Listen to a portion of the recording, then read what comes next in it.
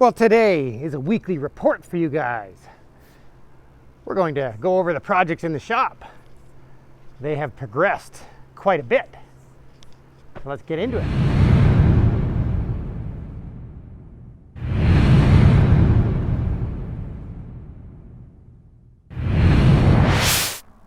So if you clicked on this video, you clicked on it for the thumbnail just to see the beastly dually. So let's just get right into it. It looks just awesome. I'm so excited. We are looking at a set of 42.5 inch by 1350 wide on 22-inch wheels. Obviously no wheels yet, but my first set of boggers. So what are we doing? Well, we've been doing a mess of body work. Currently doing the roof, which will be done tomorrow. It's got about an hour left on the roof. And we fixed the cab corner and rockers. They actually weren't as bad as we thought. We didn't have to replace the whole cab corner and rocker. It was just a couple of little rust holes, and we were able to just cut the metal out and weld in a new patch. And there we go.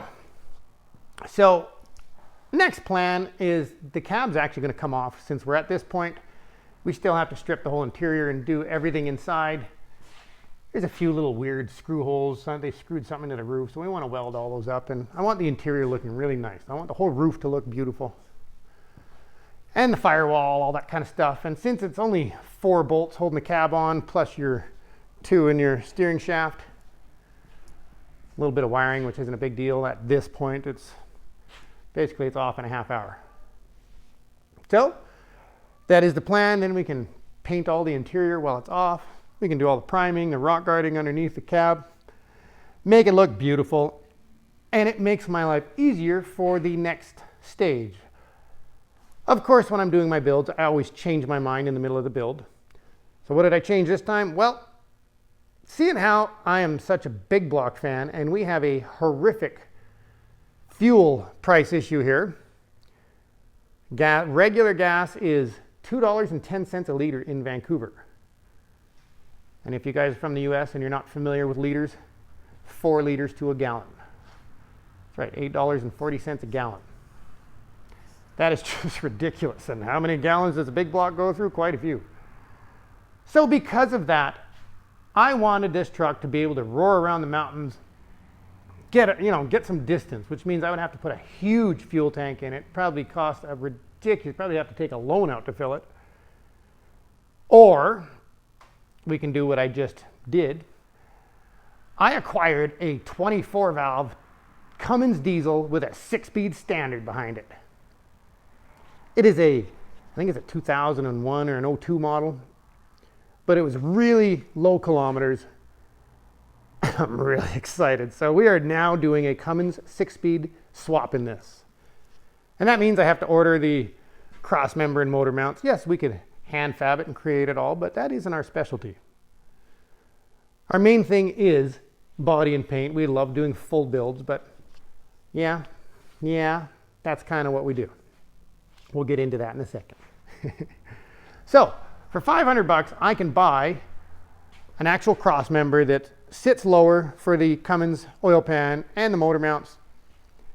And I have not found a transmission cross member for the 6-speed standard. But they make kits where you can just weld them together and whatever you want. It's not a big deal. I could probably use the actual original cross member from the Cummins somehow. It's not that big of a deal. Then there's an adapter plate, I believe. I have not looked into it yet, but from what I understand, you can use the 205 Chevy transfer case. And a lot of guys say it's good to stick with the original transfer case that came with your Cummins Dodge powertrain. But the Dodge, the diff is on the opposite side, so it messes up all my drive shafts. So we can't do that. And I haven't even looked into what other guys do. We're just going to stick with the 205 because that makes my life easy. I just have to figure out which adapter, where you get it from, all that kind of stuff. And if you guys know, leave a comment. It makes my life easier when I don't have to spend hours Googling stuff. I appreciate all the comments that you guys leave, good or bad. If it's too bad, you guys just get muted. No bad language on my channel. All right, that's what's going on with the dually. We'll have this thing ready for primer sometime next week so that we can have it in paint before the weekend. And then comes the awesome Cummins transformation and the flatbed build. That's exciting. But there you go. That's the update on the Beastly Dually. It's coming along. I was hoping it would be in paint by now, but we had to get a bunch of the other ones out of the way.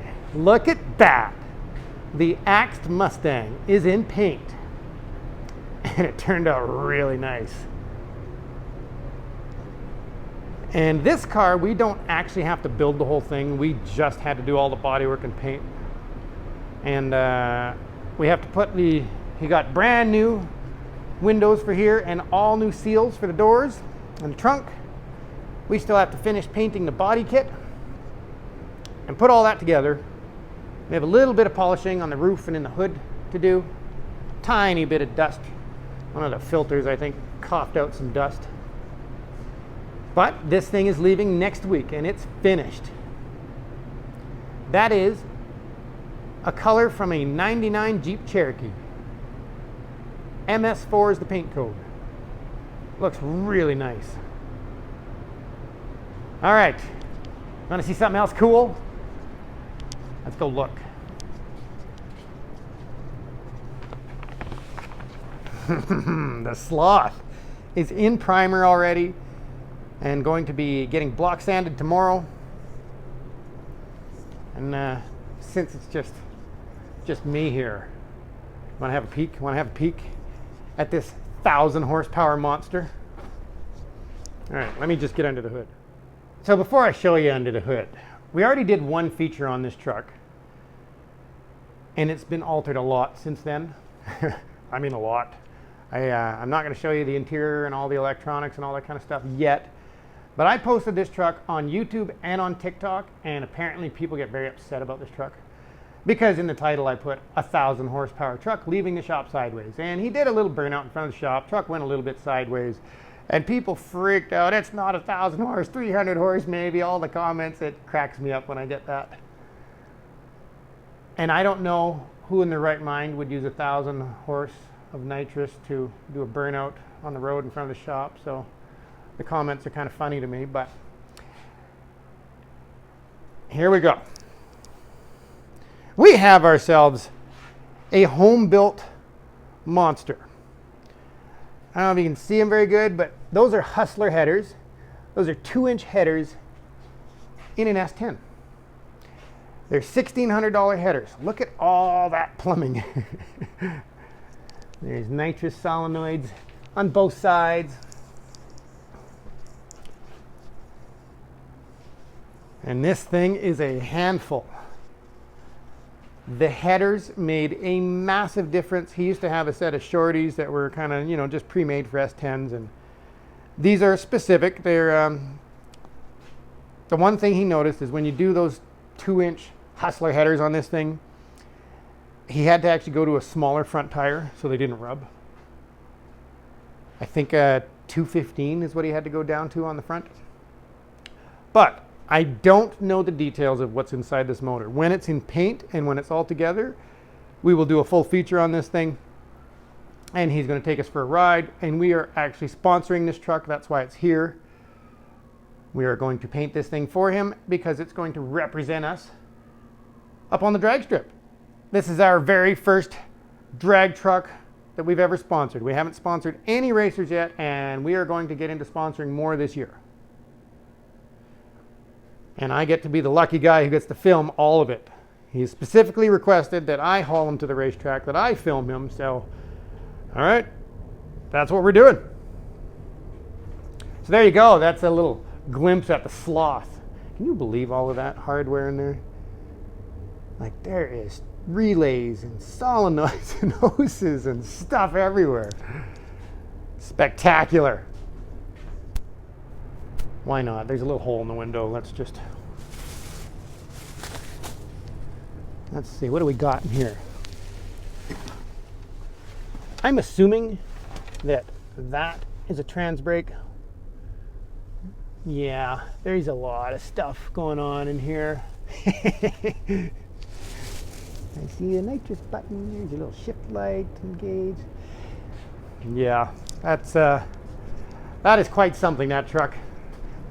I'm really excited to get out there and see him perform, get it all dialed in. He's only had one shakedown at the track last summer after he first finished it, and it did really well. So this year he'll be getting it dialed in, and we'll be there to film it all. So we are in March. We're still dealing with that. It's a little chilly still, but that's March for you here.